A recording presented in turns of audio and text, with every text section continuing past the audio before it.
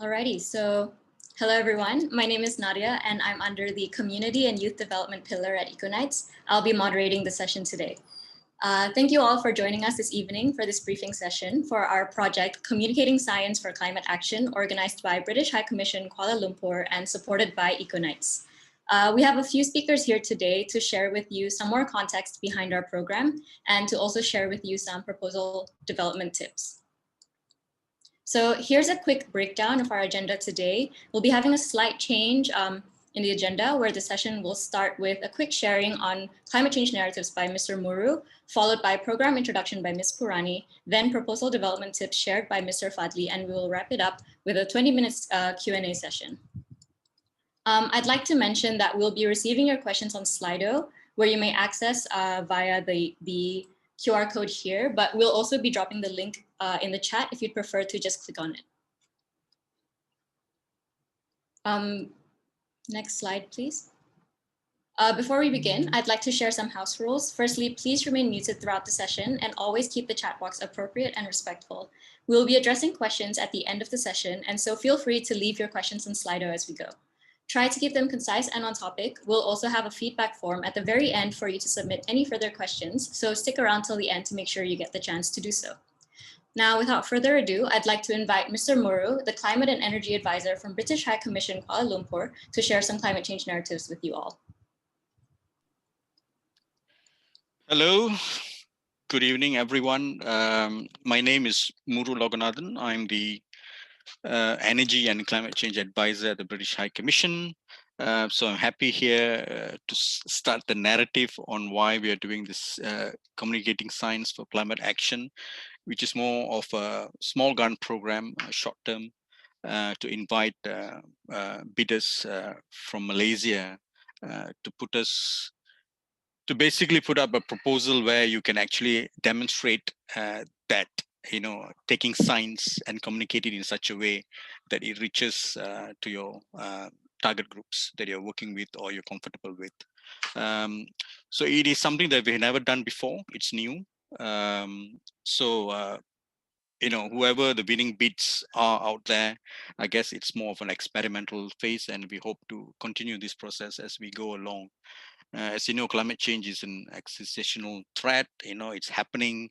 There's enough evidence. A lot of this evidence are science-backed. Based on science evidence.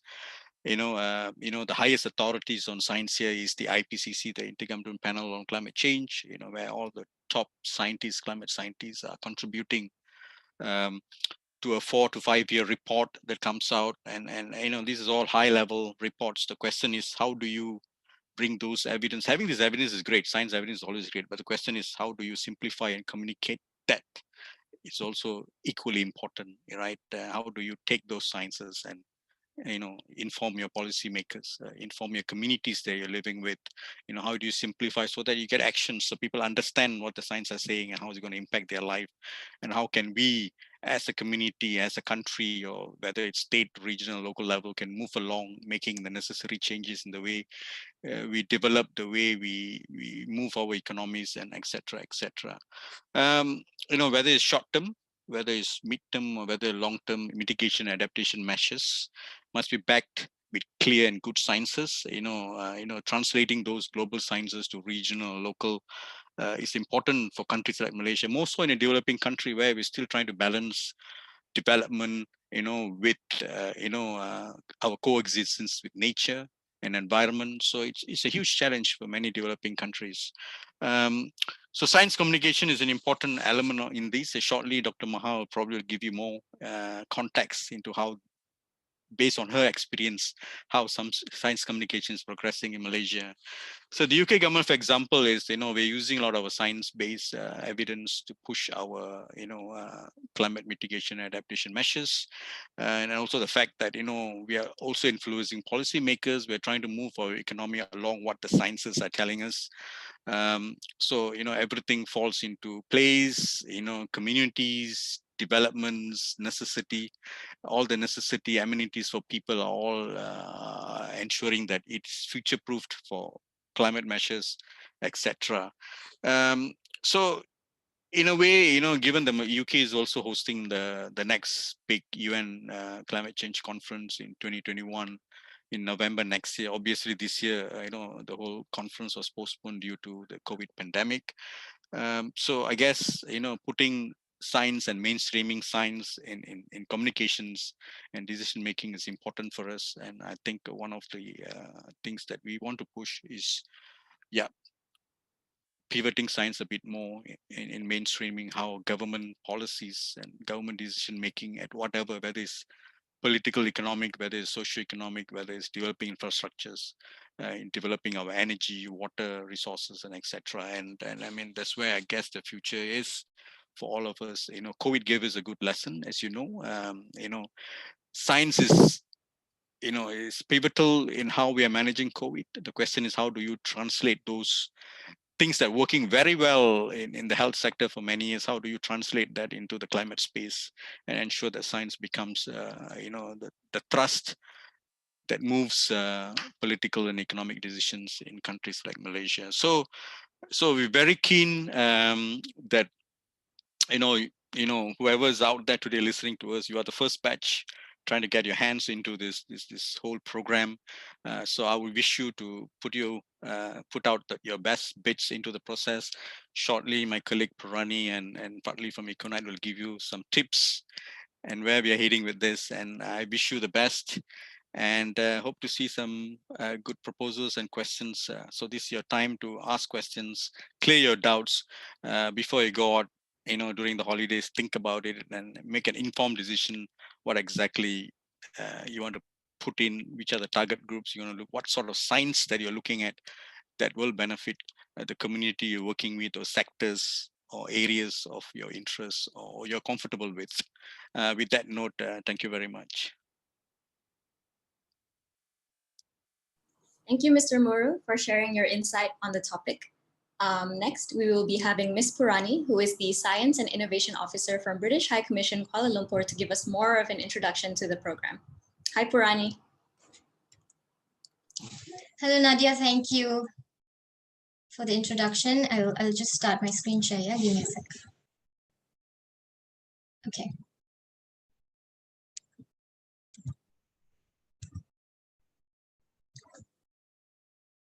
Okay, I hope everyone can see that. Hi all, thank you for being here today and for your interest to know more about this program. So my task today is I'll give you an introduction on the program, so you would understand better our perspective of what we expect to achieve out of this program. And so this is the order of content for my presentation today. So I'll start by introducing the stakeholders that's involved in this program, and then a bit more on the program's background, problem statement, the goal, strategy, and the action plan, the flow of the program that's going to take place. And finally on budget and, on budget, and lastly on proposal assessment. So this would be an overview of the sort of angles that we will look for from your proposal, and then assess to give you the vote. So about us, who's involved in this program. So first, it's me. I'm Purani Krishnan, Science and Innovation Officer based at the British High Commission Kuala Lumpur. So this program is designed at the BHC, and I'm also part of the UK Science and Innovation Network. So the fund for this program is coming from this network, from a pod called the Global Program Fund. And to deliver this program, we have Econite on board with us. So Econite takes care of all the technical part and the management side of the project. And besides these three, we also have science advisors, various science advisors on board, some of the most prominent scientists in their respective field, as you would have seen in the website. And we are still uploading the content, the names of the science advisors that's going to take part in this program. So later on in my another slide, I will explain to you what would be the role of this science advisors and how they would be contributing to your project. And then lastly, we will also have trainers. And I know we have like 2 training sessions planned for this program. One would be on science communication, and the other would be on the project management side, like reporting and stuff. So for trainers, I'm happy to share that today would have one of the prominent scientists in science communication field honors, science communication field in Malaysia with us today. And so taking part in this program is also another fantastic opportunity. Besides doing the work, you also get a chance to access the capacity building and skills development in these areas of that I mentioned. Okay, problem statement. So why are we doing this program? So the graphs that you are seeing today is actually derived from a survey which I conducted through Science for Climate Action seminar series. Some of you might have attended it.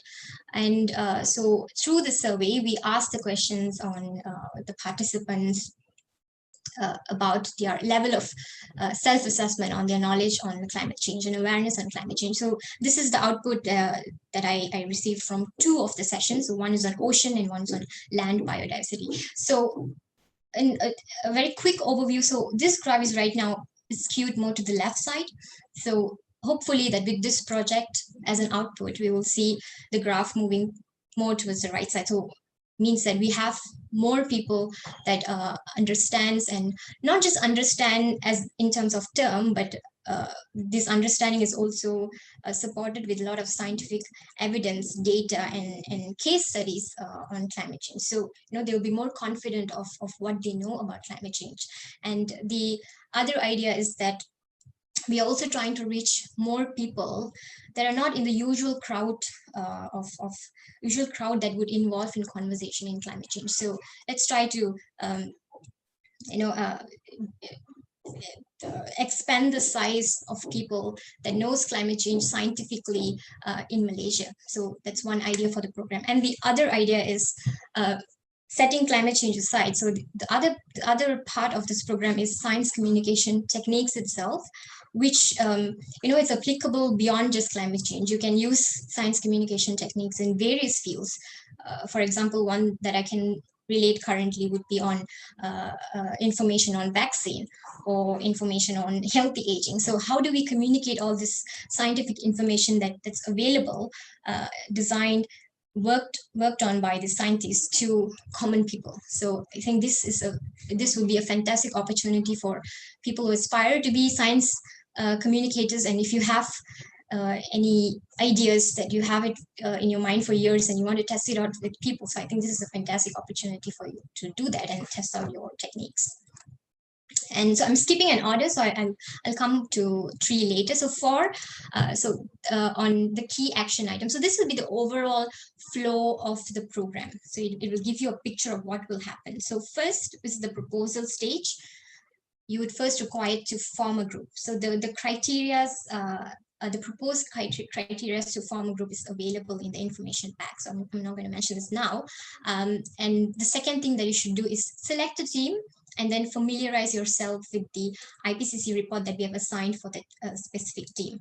And I know that if you have had the opportunity to click the link and look at the report, or if you're someone already familiar with IPCC reports, those are really heavy reports with a lot of sections in each of the report, right? So we are not expecting you to summarize the entire content and then bring it to people. So that would be a completely difficult job to do, I know. So the idea is that, so this is where the second step is important. You have to develop links with your stakeholders, i.e. the participants that you are going to test your communication techniques with. So identify who are your stakeholders based on the assigned stakeholders for that specific group, and then have a conversation with them.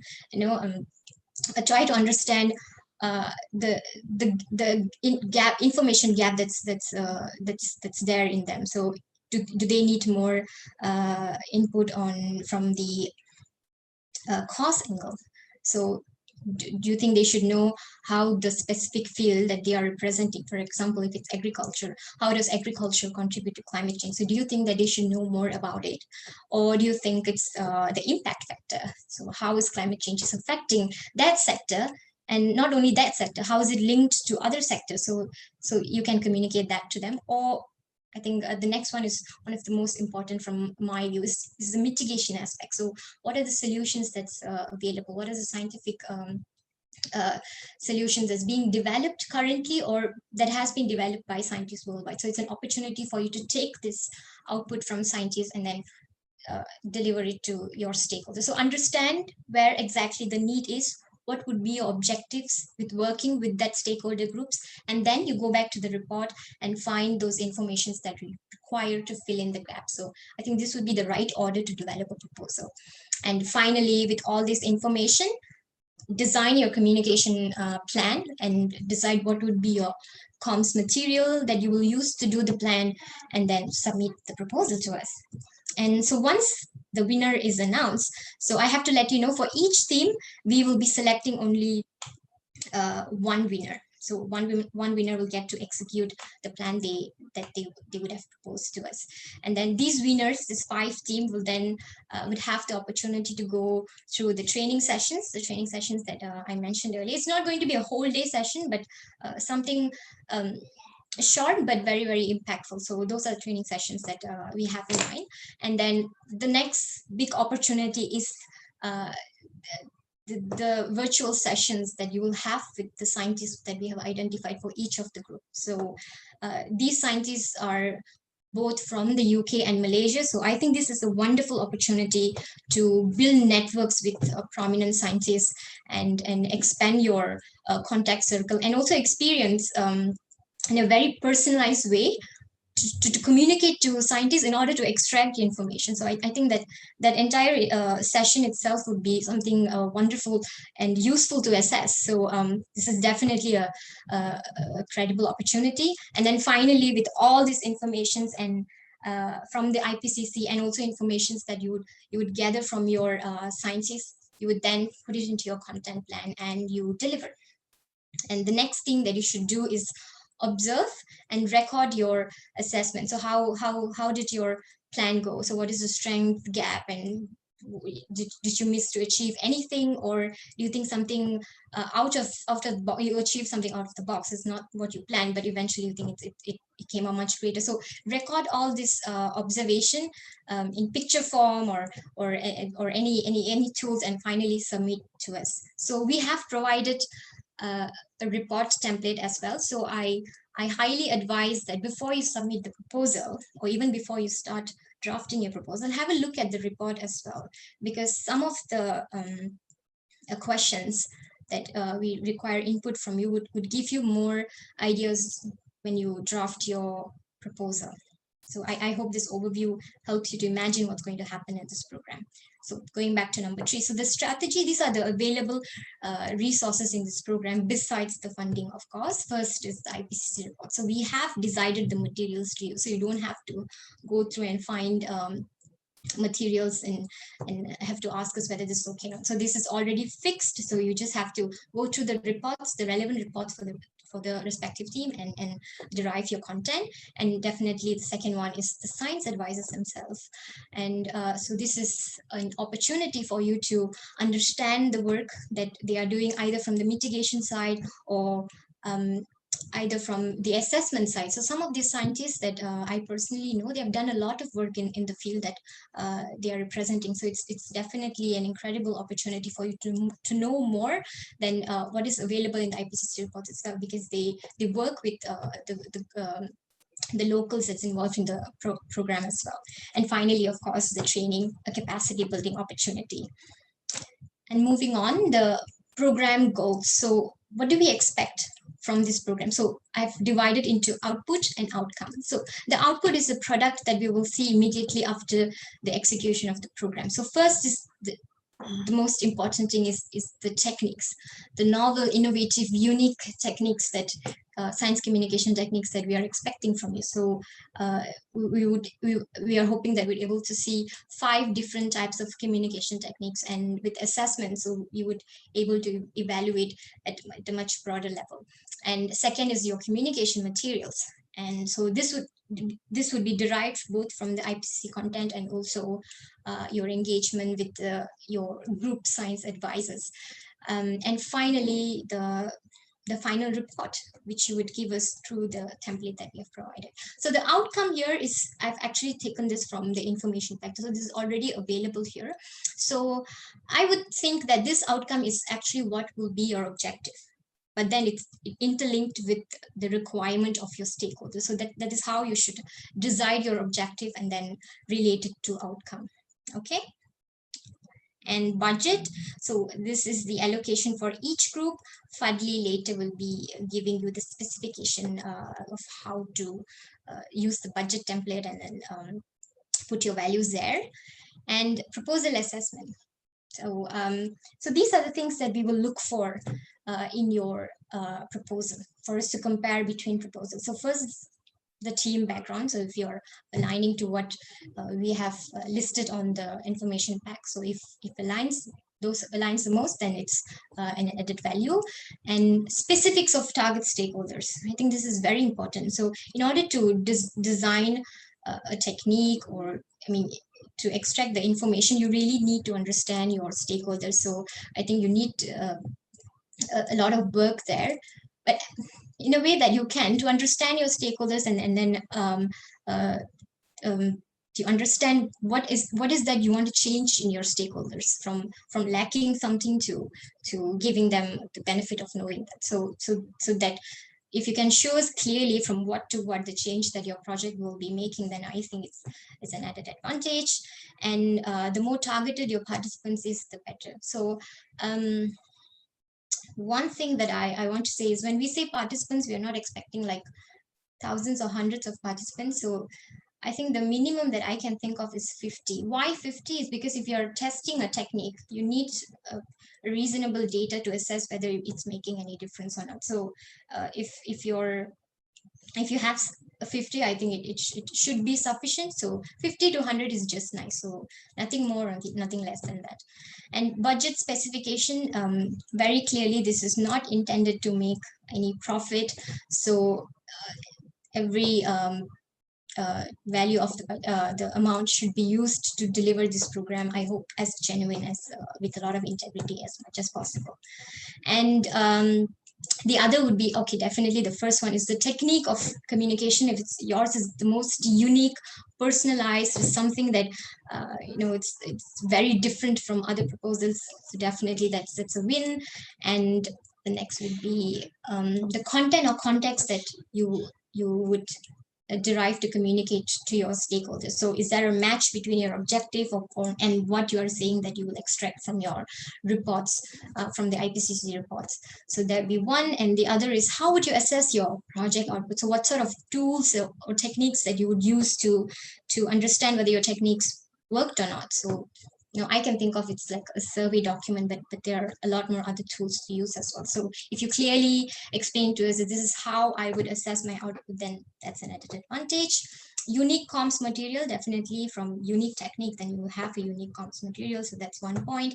And lastly, this is not a compulsory thing, but this is an added value. So if you able to make a partnership with beneficiaries, for example, government bodies or association that is relevant to your stakeholders group, then I think it's also an added advantage for your proposal.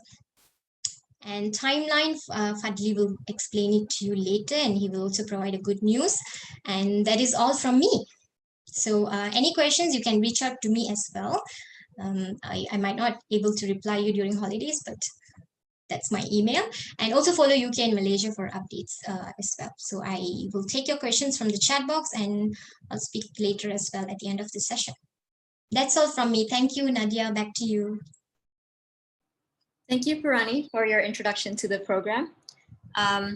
Next, we will be having Dr. Maha, who's the Global Coordinator of the International Service for the Acquisition of Agri-Biotech Applications and the Executive Director of Malaysian Biotechnology Information Center. She's also the founder and editor-in-chief of the Petri Dish, which is the first science newspaper in Malaysia. Dr. Maha, the floor is yours.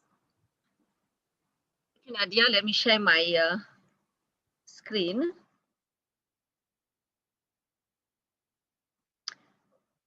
let me know when you see my screen, but while it's being shared, I just want to say that I think Purani and Mr. Muru, they have said what is the objective, especially Mr. Muru was saying that there's a lot of evidence.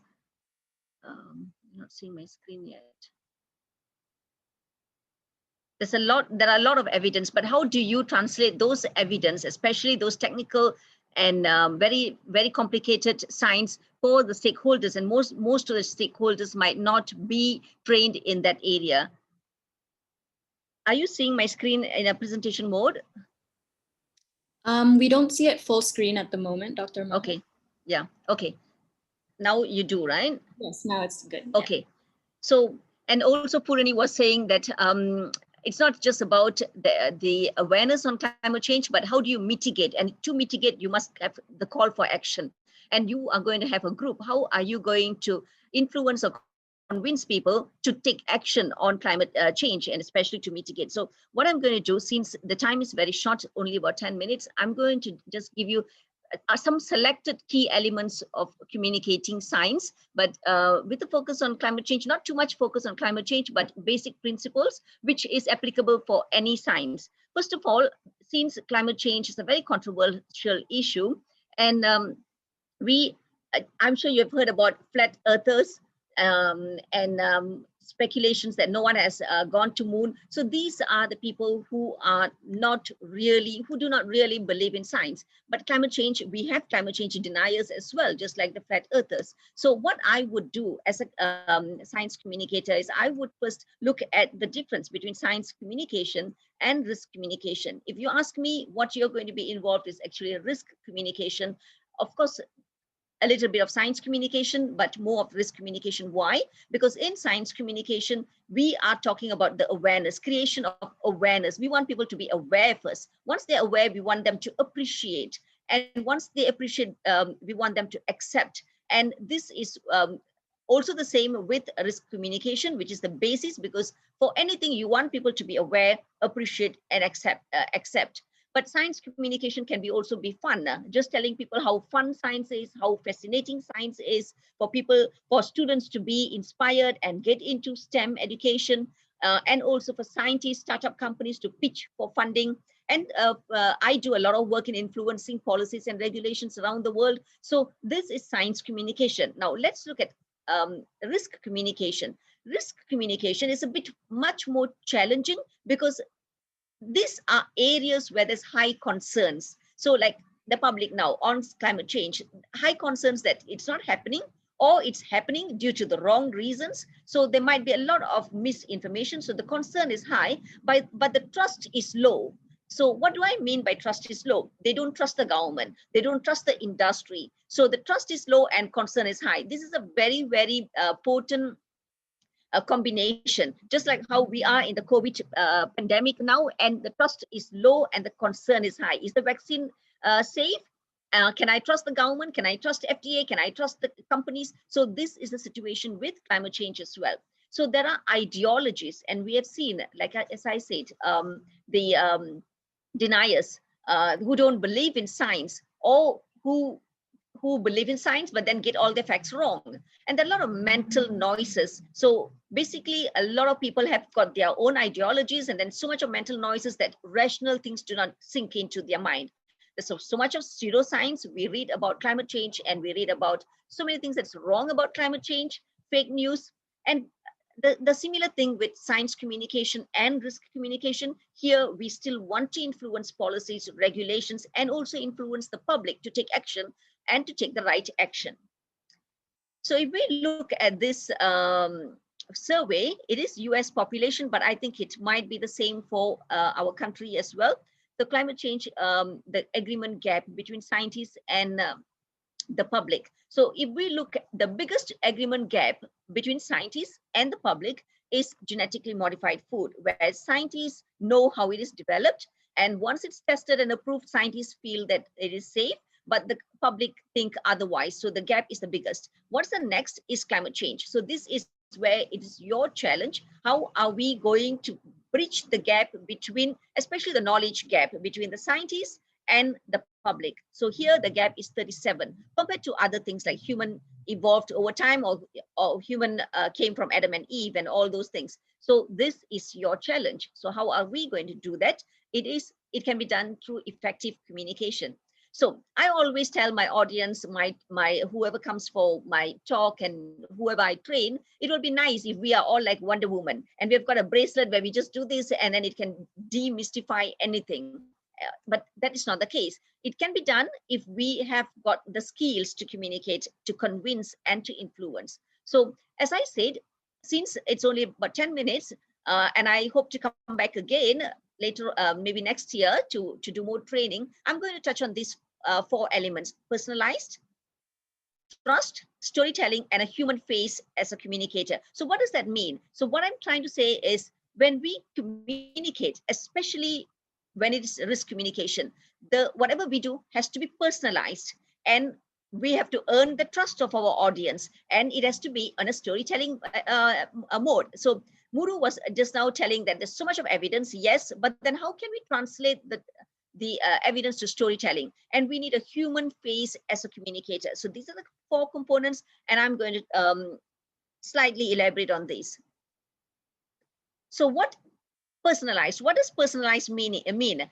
So I was telling Purani and Nadia earlier during the briefing that we don't wake up in the morning every day and say, oh my God, it's climate change. What's going to happen to the planet? What's going to happen? We don't wake up thinking that. We wake up thinking about our personal problems. I have to prepare breakfast, I have to run for my meeting, or can I keep my job? So this is what is more prominent than what is climate change real? Is it happening? So you see, in that case, how do we make it that climate change is relevant to me and I should be worried? So for example, there are many reports suggesting that the asthma attack and heat stress is increasing, not only among children, but among all population. And this is due to climate change. And you see, this now affects all of us and is so relevant to us. And that is drought.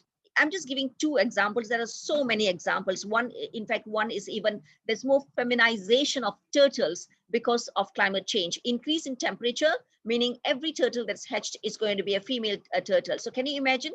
This species will be extinct. Of course, again, it might be a little removed from us, but everyone loves nature. So how can we use all this as a personal story for everyone to appreciate climate change and for everyone to be able to take some sort of action, especially the key stakeholders who are decision makers? So the other one is drought, increase in food price. Maybe we can say, oh, drought is happening in the US, I don't care, but we import all the grains from US and Latin America. And this grain goes as feed into livestock, poultry. And what will happen if these are increased? Then we will see that the increase in chicken, poultry, dairy products. So it is an everyday thing that we use, and it's going to impact us. So you see, now climate change impacts us, or impact me directly. Okay, it's not moving now. Okay. Now, I just want to share my personal, because I'm very active on social media. Being a science communicator, I find that social media is really a very good influencing and a tool that we can convey messages. So recently, I'm not sure how many of you follow what's happening in the agricultural biotechnology. Costa Rica is planting pink pineapple, which has got higher lycopene, meaning it has got a very potent antioxidant, and it can prevent many diseases like cancer, for example. So I posted that, and I ended with a question saying that, would you consume this? I would happily. So you see, my communication method is I'm asking people to participate. So I got, so this was my engagement, quite a bit of an engagement, being, I not being a celebrity. But you see, what is interesting is, I want to show you, okay, there's people still coming in. Okay. So this is someone I know, Lingesh. He works in Shell, not in Malaysia, but he's a Malaysian, but he's not trained in science, any sciences for the matter. So he said, I would not, because if this is not recommended by you, I would have thought that this is somehow genetically modified. So you see, he already have a predisposed mindset that it is genetically modified and it's not safe. So I explained to him about GM and how everything is genetically modified, blah, blah, blah, about GM. So you see, the key word here is I would not, unless if it is recommended by by you. Why did he say by you? Because he trusts me. So did I explain to him science? No, I did not. I only said this is lycopene, this is antioxidant, it prevents cancer. And this person, I don't know him or her because I really don't go into anyone's Facebook. But now this person says, totally agree with you.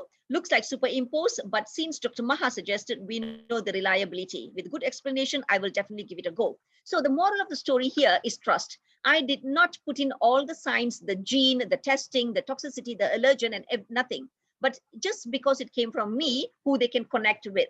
So this is the second component I was telling you. First, I spoke about personalized. The second one is trust. How do you earn the trust? And how do you pick a communicator who the audience will trust? So this is where trust comes in. How can you package your information so that people see that I can trust this person? So as a communicator, that's very important. Okay, my slides are not moving. Okay, so we must also understand the perception, the public perception of risk is completely different. That is why there was a disagreement gap. The agreement gap between scientists and public is so high.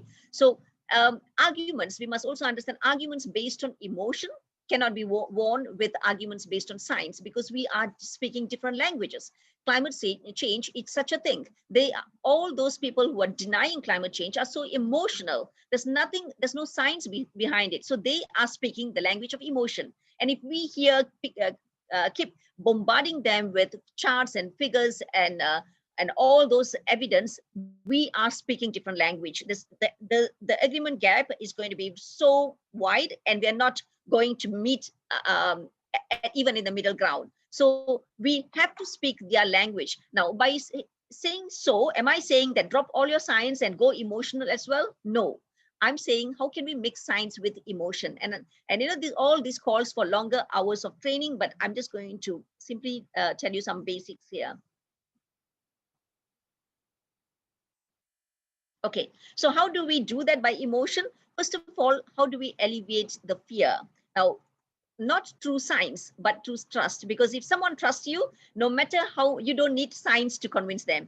If someone don't trust you or trust us, no matter how much science we bring in, they're not going to trust us. Okay, so first of all is agreeing with the audience value. Now I can tell you everyone has got similar values. Now, I am supporting science. That does not mean I don't care about the nature. I don't care about biodiversity. And the same thing with all those people who are not really a big science fan. So everyone cares about biodiversity, children, future generation, the planet. So can we say, look, you know, I agree with you that we all care for biodiversity. We want the planet to remain the same or even become better. So we start our conversation with what we agree on. So show them that both of us have shared agreement. Start the conversation with a shared agreement and not the disagreement. The disagreement is we believe in climate change. We believe human intervention has caused it. We believe mitigation is important. And then there are deniers. So we don't start with disagreement. We start our conversation with shared values. The approaches might be different, but the shared values are the same. And the goals are the same. Even those who do not believe in science, they too want to do something about climate change, but maybe it's a wrong approach. So we show empathy to people who do not understand science. And if it is a physical communication, then body language is very important, eye contact, and it's very important. So this is where we earn the trust, and we show that we are also competent, and we show that we are dedicated, and more importantly, we show that we are transparent. And we have to choose the right spokesperson, communicator. Let me tell you, the communicator does not have to be scientists all the time. It could be farmers who have been farming for 50 years. And when he started farming, the temperature was so much lower, and now he can see the gradual increase in temperature, and he can see the gradual decrease in productivity. So a farmer can come out and share his experience or her experience. So this is where we choose the right communicator. And we have to always, when we want to suggest an approach, and I know all of you are supposed to come up with an approach with a methodology. What are you going to do to encourage climate change participation? So it is not, I'm going to do this, and this is what I'm going to do. No one actually wants to listen to what you're going to do or how you're going to do. Everyone wants to listen to why are you doing this. So start the conversation with why. I'm doing this because the climate change is serious, because we have today we have 50% increase in asthma cases among children because of all these things. So start with the why, because people can resonate with the why instead of all the background information that we are trained as a scientist to give, all the literature review, the materials and methods. So start with the why. So I would say when you start, it makes it very relevant to your audience when you start your conversation with why. Because it creates the empathy. I can agree and I see what you're doing and I'm empathize with you and I want to be part of your team. And the audience wants to know more. So when they want to know more, then you move from the circle, you move outside to how and what. So I would say when our conversation starts with why, it is inside out. It's a remarkable conversation. When it is what, how, and then why, it is outside in. It's a conventional conversation. Now the storytelling. As a science communicator, I can say storytelling is one of the most effective communication tool. And because everyone likes to listen to stories, not abstract chart and figure and graphs and things like that. So, but again, let me justify what I'm saying. Storytelling is not making story. It's not a Hollywood movie, fictional movie. It is real stories. So it is real people, real disease, real quality of life, real nature, and animal welfare. And all these are related to climate change and many more actually. So how can you use the real thing and support that with whatever it is in IPCC? So I would always say, lace your scientific information with stories. Why? Because stories reach the heart, and science reaches the brain, and not everyone wants to talk to the brain. So stories are just data. Do not eliminate the data. We want the data. So data with a soul, and the soul is the story. Then you then reach both heart and the mind of the people. So this is where you can get them participate in your work. So this is the end of my presentation, and you need a lot of information on climate change to tie up what is in IPCC and what's really happening out there, the impact of climate change. I'm the editor and founder editor-in-chief for the Petri Dish, the first science newspaper in Malaysia, and we've covered so much on climate change affecting spread of invasive animal species. Canadian universities signing a charter, climate change and COVID, effect of climate change on local rice production. There's so many more. So these are the where you can really see how the science and then the real things that's happening, and you come up with a story. So that's the end of my talk. Thank you so much. That's my email address. And as I said, I am active on social media. So you can also look at how I communicate science through my social media and also my Instagram. Thank you so much. Thank you, Dr. Maha, for sharing your knowledge and expertise on the topic. Now, last but not least, we have Mr. Fadli, who is the Program Director of EcoNites, and he'll be sharing with you all some proposal development tips for this project. Go ahead, Mr. Fadli. Okay, thank you so much. Assalamualaikum and hello everyone. Thank you for being here. I first of all would like to thank BAC, Dr. Maha especially for the very useful tips. I personally learned a lot, but for today and now, hopefully over the next 10 minutes, I will be sharing with you the proposal development tips, some guidelines or guidance, simple ones, so that you can manage your expectation on how you want to develop your proposal. Yeah. All right. Okay. So first of all, as was mentioned by Mr. Muru Purani in the program briefing, so the first is to plan for your project proposal. So we have the website already. I'm sure you all knew about this through the website. And from the website, we have all the resources, materials, all the subjects, the pillars that we have shared with all of you. So the first important thing is to tailor your proposal for target communities. As you know, we have 5 pillars to target different communities, which I will share the targets also in the next slides. Second is to research the current state of a problem. Purani have mentioned about the current state of the problem. The idea is to move from left slightly, more to the right. And then the third is build a project idea with a solid solution. Some of you, I'm sure many of you are already currently working on some kind of projects that might be associated with this program. So you can look into it, because I think that's also important to, if you are currently working on certain projects. So it makes it, easier for you to share your solid solution. Number 4 is to clearly define your project with relevant course of action. So again, as Purani mentioned, objectives and outcomes. So we have to relate your objective of running the program with the outcome that you're trying to achieve through the actions or the strategies or the techniques, the communication techniques that you have in between. All right. Number 5 is lay out the potential outcomes and risks of the project. So this is important because I would like to share for those who are doing projects, especially this year, you know that there are a lot of risks and mitigations that needed to be done because of COVID, because of CMCO, because of many other factors. There are also other factors, for example, weather factors or certain restrictions. So you have to also identify any kind of risk and to mitigate the risk. And of course, the last one, the 6th, is assess the time resources. So basically, mainly the resources, the time, the funding that will be allocated, and also the members' commitment. As you know, this project will run for about less than 3 months. That means including the training, but the project itself will start or will run for only 2 months. So looking at the time, looking at your idea, your project, objectives, actions, and output and outcome, you have to be able to make sure that you can achieve the targets. Yeah.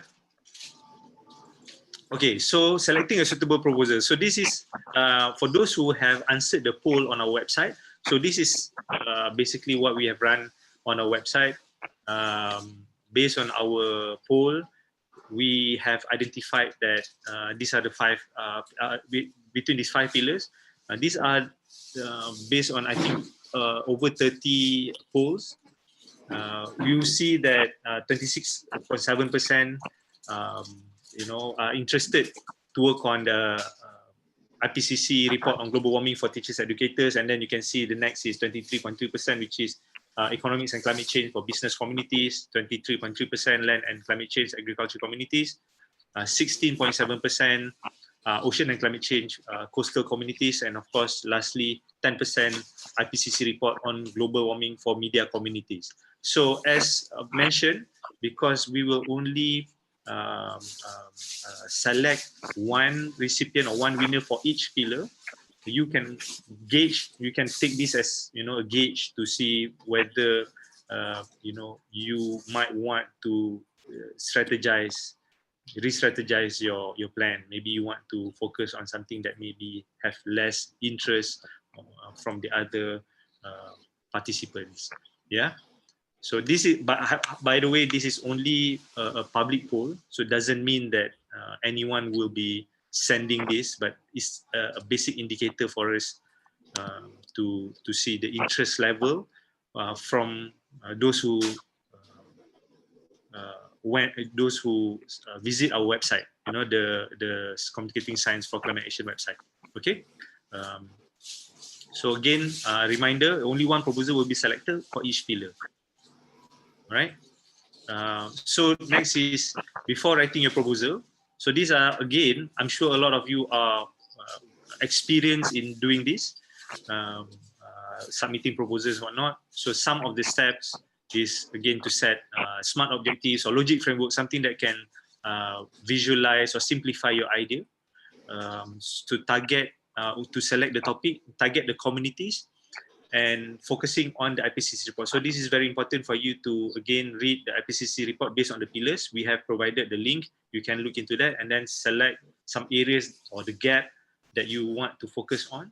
And from there, you elaborate based on your proposal, on your action plans. Okay. And then second is to calculate manpower. So we have in the website, later in the next pages, I will tell you, but in the website, you have to select or create a team of a minimum of 5 people. And that means in the website for your submission, you must fill in a minimum of 5 people, right? So I know there was some question about whether it can be less than that. As a requirement, it must be a minimum of 5 people. So you have to calculate your manpower and also to manage the delegation based on the actions that you want to suggest or solutions that you have. And thirdly is outline your budget. So again, there's also a budget page that I will share with you. So show all the budget estimate to support your projects, and of course to also allocate some for the operation expenditure for your operation to run this project. You are also encouraged to minimize your required budget using existing resource. So you can also have co-funding. That means if you're currently running a certain project that is almost exactly like this, you can also say that we have a certain funding that can support the programs that you are doing. All right. Okay, next. This is a proposal submission guideline. So some notes for all of you. Number one is you fill in the requirement details on the submission form, which is online. So you have to key in 5 minimum per key personnel details for your project, including the project leader. So the project leader will basically be the person in charge for the communications and also for any information. And then you have to upload also the submission document in the correct format. So once you fill up the proposal submission form, which is online, there will also be an attachment where you can submit, you can upload the document, and then you will submit the documents in the right format. Okay, so this is quite normal as well, name of organization, or if you don't have any organization, for example, you are a students group or research team in a university, you don't have a registered organization. So in this, in the proposal, organization and group has the same name. That means I can say that my team is Turtle Research Program Terengganu, for example. So it's not an organization, so you can still use that. And of course, if you are not registered at the Registrar of Society, ROS, you can just click no. That means we know that you are not registered. Because why? For most important for this is so that we know that if you're not a registered organization, that means if you get selected as one of the recipient, we need to work on a separate, what do you call it, a separate way to distribute the money or to disburse the money to you, to the personal account. So that is why we need to know. But it doesn't mean anything. That means if you are also, if you not from a registered organization, you still can apply with your team as long as you fill up all the requirements, the experience and whatnot. Okay.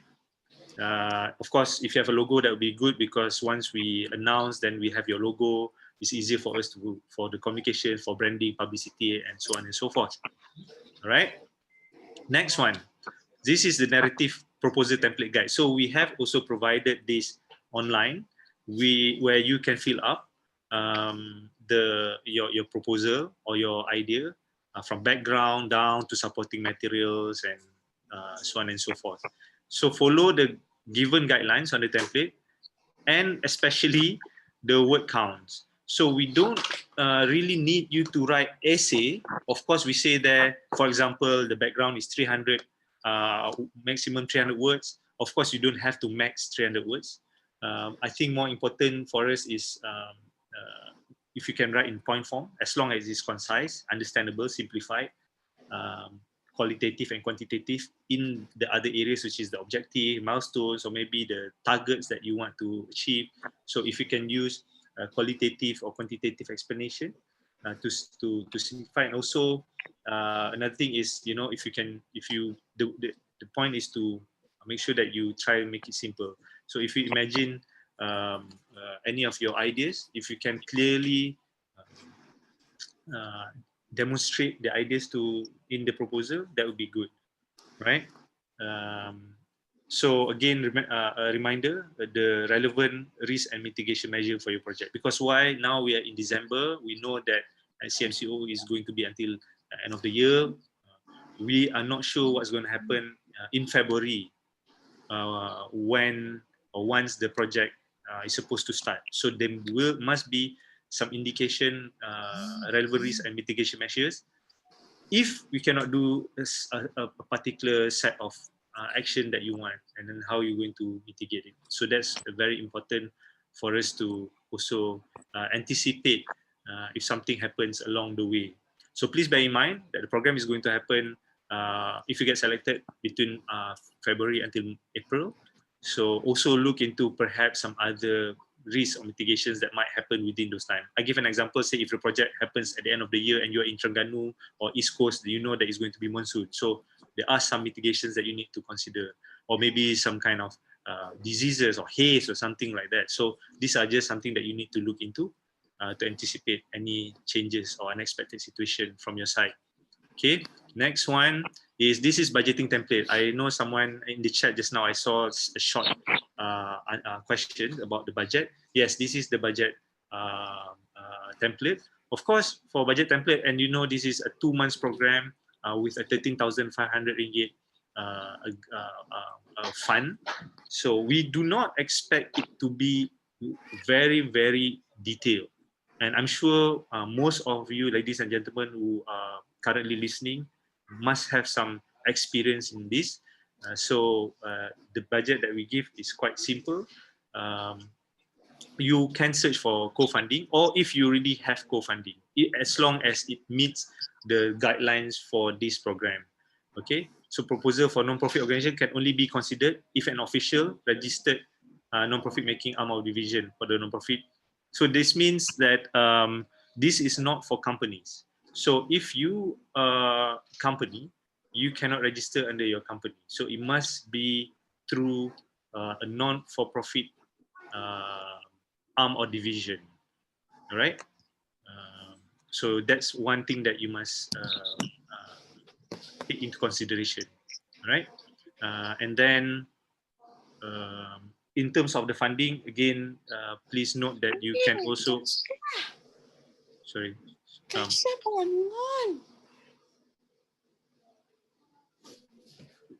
Is there someone talking? Mami tengah dengar ni. Bapa ni bapa? Can, excuse me, can you mute? Is there anyone listening? Like, can we mute all? Kan ke? Hold on, give me a second. Yeah. Is there anyone? Okay. All right, I'll continue. We just muted everyone. Okay. So yeah, that's the next one. And okay, budget breakdown tips. Number one, separate your activities and project components into clear sections. So for example, operation expenditure. Secondly is communications, logistics, again, reporting, and so on and so forth. I think these are some basic areas that you can break it. And then of course, under there, for example, operation is logistics, manpower, time sheets, facilitators, speakers, all these things that you in your plan. So you as clear as you can, as simple also as you can. Tip number 2 is you can allocate about 15% to 20% of the funding for operation expenditure. This is quite standard as well, 15-20%. The third tip is to minimize your budget by utilizing available resources. So either co-funding, for example, that if you already have an office, right? So that can consider be a co-funding source. That means you are funding your own office. So unless say a group or team that doesn't have an office and then they have to rent a lab, for example, or a computer lab to do their work, as an example, so they can say that, okay, rental of it for X number of days or X number of hours. Another thing is like also the manpower. So some of the manpowers that you use that is already part of your operation team that you can consider that as co-funding sources as well, right? So try your best to utilize it to enable areas that really needs funding for you to achieve your target. So whatever that's already within your capacity, is better to utilize the available resources from your side. All right. Okay, this is project assessment criteria. Purani has mentioned the criteria. Some of it is implementation technique. So this is very important because the idea that we want to see at the end, after if you gain for the selection, is to see different techniques. So if you know that there are 5 pillars on 5 different topics, number 1. Secondly is there are 5 different communities, for example, media communities, business communities, coastal communities. So you have to imagine that these communities or these beneficiaries have different background, different demographic, different understanding, different knowledge, experience, and so on and so forth. So the idea is for us to find different techniques that might be suitable. As Mr. Muru mentioned, this is the first time, so we are testing out techniques that might work for that specific topic to a specific community. So in the end of the goal of this project as a whole, not just this writing proposal as a whole, is in the end we are going to identify like a communication or communication techniques. That means like a mapping and see like, okay, for these areas, what works, what doesn't work. The idea is to understand, because the final report of this project in the end, after you have submitted a report and after we submitted our report to BAC, is to summarize what are the techniques, and this information can be useful for other organizations or group to use these techniques, to try and use these techniques to implement in their area. So you are thinking that this is not only again a competition where you write proposal and get grant, but the idea is your techniques, the winning techniques, can be useful for other groups who have the same issues or same areas of problem to address. So this is basically kind of like a public, like a public service as well. The only difference is you get the funding where you can apply these techniques, your innovation into this. Second is strong participation engagement. So we have mentioned that, if you have like stakeholders, local stakeholders, government stakeholders, for example, corporate, for example. So it can be two, yeah. One is if you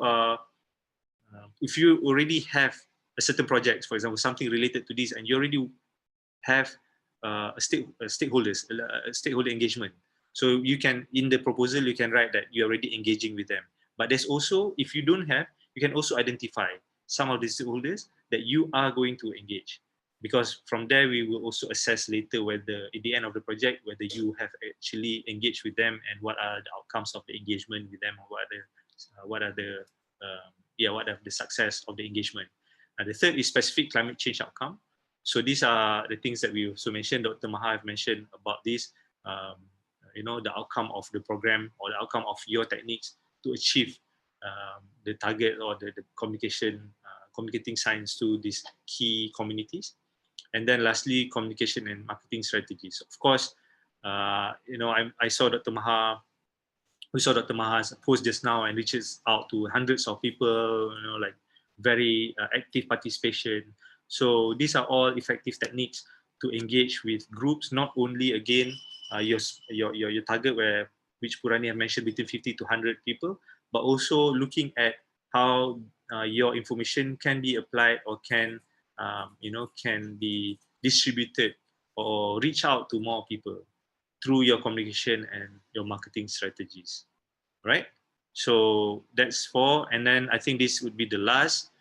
Things to avoid in proposal: irrelevant goal setting. So make sure that your goal is relevant to the theme, to the subject, to the objective and outcome, and also the target beneficiaries.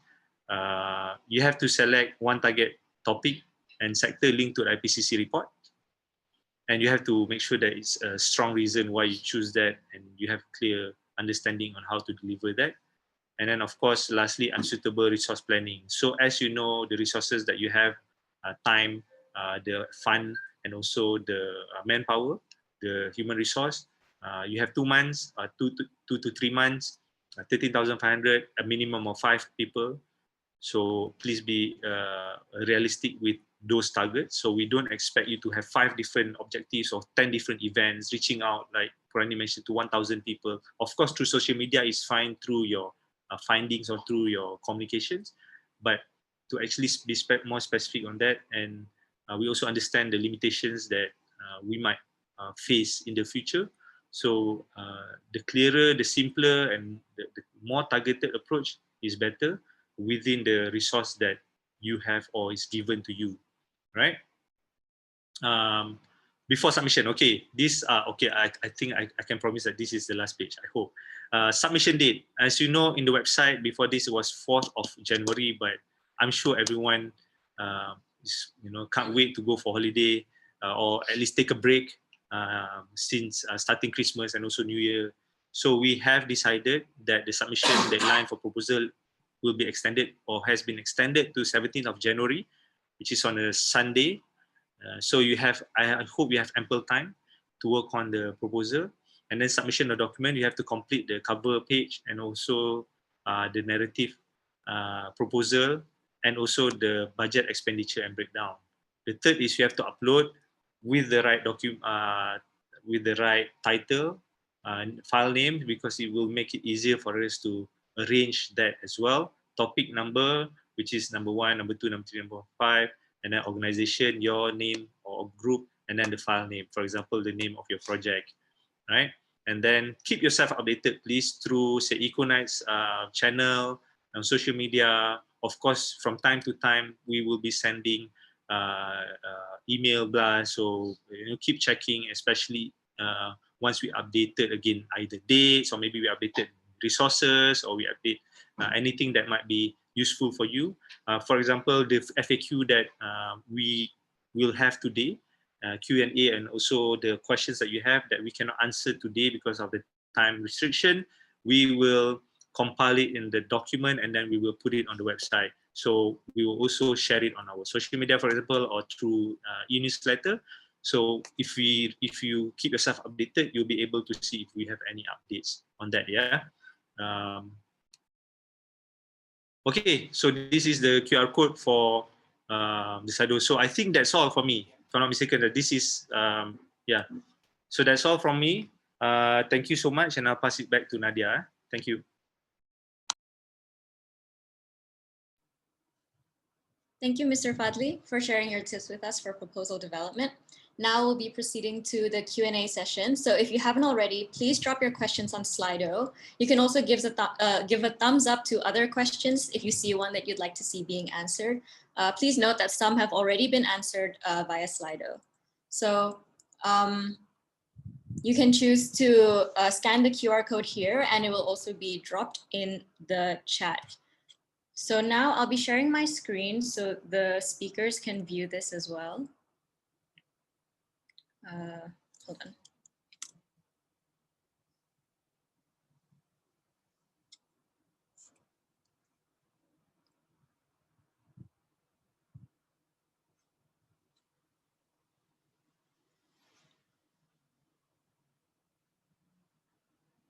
Alrighty, can you all see my screen? We will be touching on some of these questions. So the highlighted one at the top is the target community should range at 50 to 100 people, according to Ms. Purani. Please explain further on the selection criteria. Ms. Purani, if you would like to take this one. Yeah, sure. Thank you, Nadia. So selection criteria for your target stakeholders. So I would just advise you to find where the need is. So rather than just randomly picking up a group, make sure that find a targeted group that you know that there is a need for them to understand what you're communicating. So take that angle and approach your target stakeholder from not just from a random perspective. And what are the selections? So we don't have any other specific selection criteria besides that. We just need a clear assessment of you that you have done why this group and why communication for them is important. So there is no criteria from age or any specific sectors, or whether they should be they are a lay person or they are involved in certain groups. So there's no specific requirement as such. So feel free to explore target groups within the target sector. Okay, that's all. Thank you. Thank you, Ms. Purani. Maybe you can take this next one as well. Is it compulsory for some of the team members to be from the UK? Can all 5 members be Malaysian? Okay, no, not compulsory. So it's just an opportunity. If you want to have members from the UK, you are welcomed. I also saw another question from somebody else is asking if I'm from a different country, can I also take part in this program? So the plan is the lead applicant should be Malaysian, and the members for now we allow you to have team to have members from the UK as well, but we are not restricting people from the other country to be a member as well. So if there is an absolute need that you have identified somebody from another country has the skills that you require to communicate, so I have no objection to that. So feel free to include them in your groups. But ideally, I think you should make sure that at least three to four should be Malaysians, and perhaps you can have one external partner. So it's just an added opportunity. So it's not a necessity. That's all. Alrighty, thank you. We have another one here that says, one concern in working with specific stakeholder groups, for example, rural coastal communities, is the COVID-19 travel restriction. How do we deal with this? Okay, so we are aware of this potential risk as well. So that is why in your project proposal, we have this section where you can identify what would be your projected risk for the program. So if your technique involves physical travel and meeting with people, so I from here can't tell you that don't do it. So I would say if that is the technique that you want to test, then put it in the proposal form, and also utilize a section whereby you have to indicate what is the risk and how you would mitigate those risks. So just inform us how you do that. So if we think that this is your original idea is very novel, and if your mitigation is to certain percentage would able to continue with the program without any extensive damage, so I think you also have a chance to go with the program as well. But yeah, so just be I would say just go with what are the techniques that you have in mind. So right now I think we just need to see the novelty of the techniques, so I would suggest that go with it. Yeah, that's all. Okay, so a few questions here. So can the project proposal have more than one target topic? Project proposal can have more than one topic. So the definite answer for this would be, I mean, a direct answer for this would be no. So so the idea is you pick a theme, and that would be your target topic. I think that's what you're asking. You're not asking whether I can integrate ocean and land, right? So if that is your question, then it's a definite no. So you have to focus your work on one topic only. That's all, Nadia. All right. This one, there's a question specific to media communities. Does it mean coming up with communication plans, which is focused on helping journalists report better in climate change issues? So if this becomes one of your objective, then I think it's fantastic. It will be such a good output. So so definitely include that as your objective. If you think that the communication work that you would develop would also produce such materials which then the media team can use, then I think it's definitely an incredible output. That's all, Nadia. Okay. We can take a couple more questions, I think. So Sure. What are the expected expertise, experience, and background that the 5 members in the team should possess? I would say the team should self-analyze their capacity themselves, because so it depends on what techniques are you developing. So so if you need certain people from certain background or having certain skills, so that is how your team should ideally be designed. So we do not have like a specific criteria that this background, these people, no. So from our end, if the team is more diverse and you can specifically tell us why this person would be valuable for your team, if if it's from a designing angle, or the person has some relevant background in the media field and you're applying for the media theme, then I think these are all will be considered advantage. So eventually you have to relate the expertise and the background of your team to the content and the target stakeholders that you are working with. So if you can manage with both, then I think it would be great. If I may add on that, particularly two things. One is on the media committees. Yes, I think the one of the pillar is communicating the IPCC report to the media communities, right? So yeah, media communities means again journalists or people who actually use media to like bloggers, for example, so to address certain type of information from the IPCC report. So yes. To answer your question, based on what you asked, yes, that's correct. The media committee. Secondly is, I think just now in terms of the group, I think we discussed this, Purani, right? That at least the experience that you need is understanding climate change, someone who can understand climate change, and also some experience in communication or communicating science, because you must have a basic understanding on how to do it. Of course, with Dr. Maha's training later, or all these trainings, you will add value to your skill sets or to your knowledge, but you must have at least basic understanding on how to use different techniques and things like that.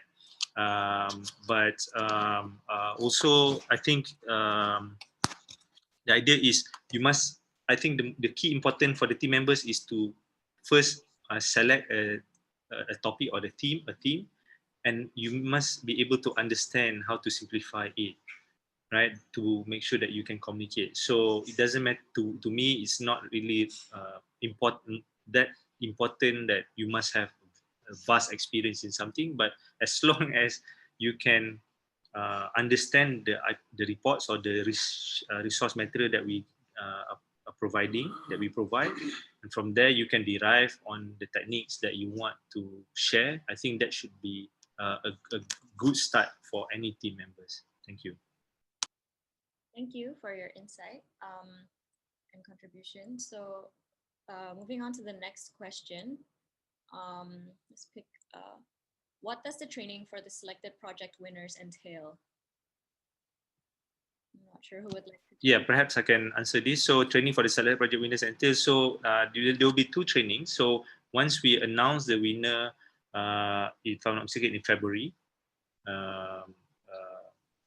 before the project starts, that means between the announcing the winners and the official start of the project, there will be two types of training. One is the communicating science, which Dr. Maha will be one of the trainers. Of course, we are also looking at engaging with the scientists and the experts, which those you see on our website, to be matched with you, at least to have a session where we can have a breakout session where we can talk to them, and of course we will engage with them beyond the training to make sure that you can deliver a good project. So that's project number one, communicating science and connecting with the experts.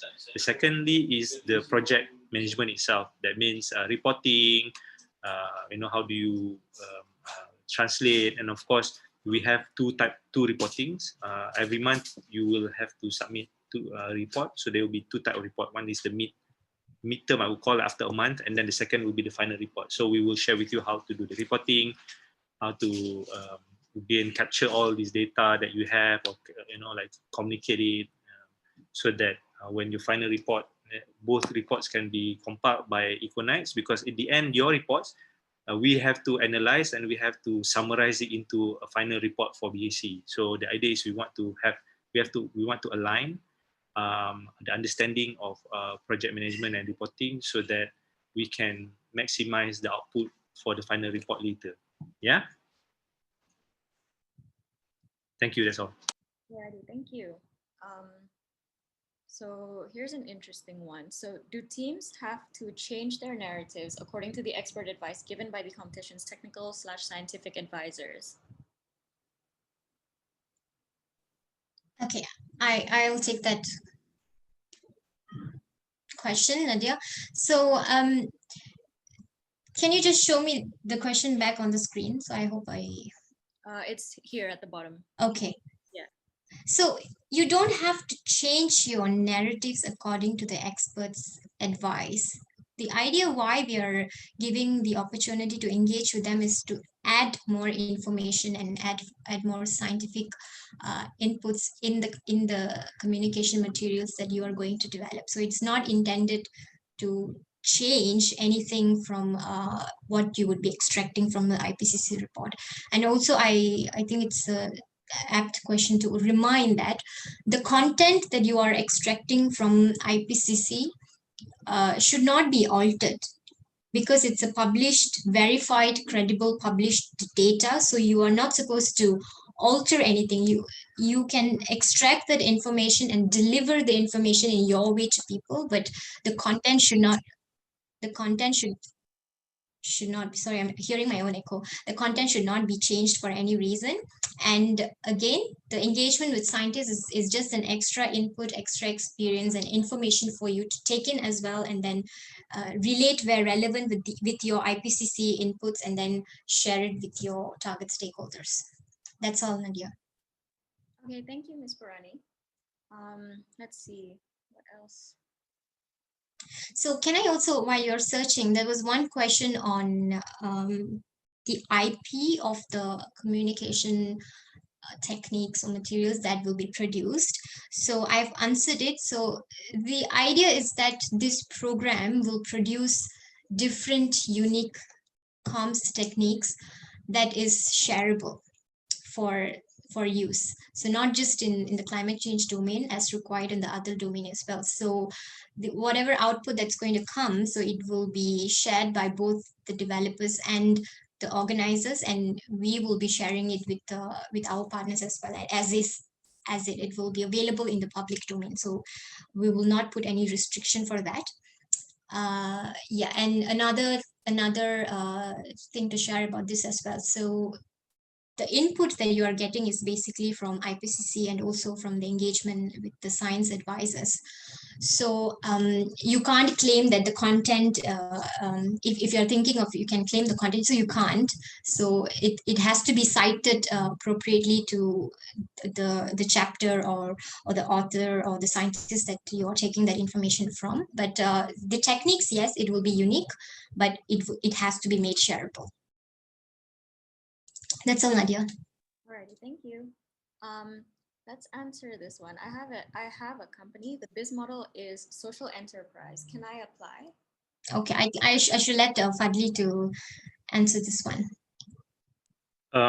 So like I said earlier, it cannot be a private company. So you can set up a team, a team as in like, a non-registered company team to submit your proposal. Yeah. So, but you cannot say that the organization name is company A resources Berhad. You can't. So we cannot represent a company unless a company has a not-for-profit division. For example, like a foundation, for example, that runs a not-for-profit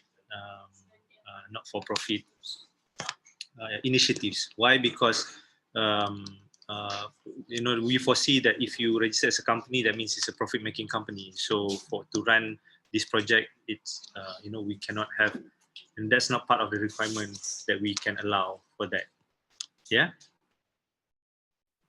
Alrighty, thank you. Okay, I would probably just answer the last question. At least for me, what platform will all the winners comms material will be uploaded?